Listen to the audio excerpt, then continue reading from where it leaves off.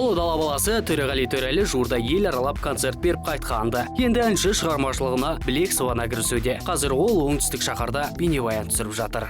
Асқар Мәденов деген менің бауырым бар, группаласым. Екеуміз бірге оқығанбыз.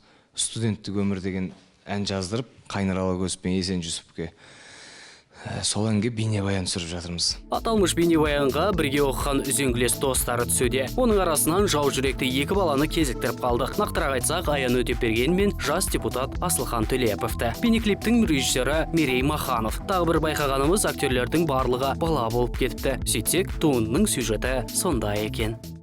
Ол кездегі толқыныс, ол кездегі қорқыныш, енді оны бұл өмірде қайтадан сезер ме екенбіз, сезбес пе екенбіз.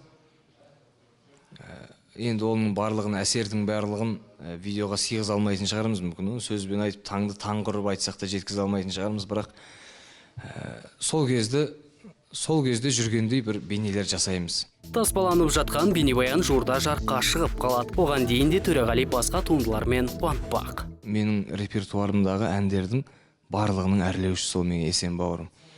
Сол бауырымның әніне жазылған Қайнар Алагөз ақын бауырымның өлеңі «Біртүрлі қыз» деген бір кішкене біртүрлі ән шыққан болатын.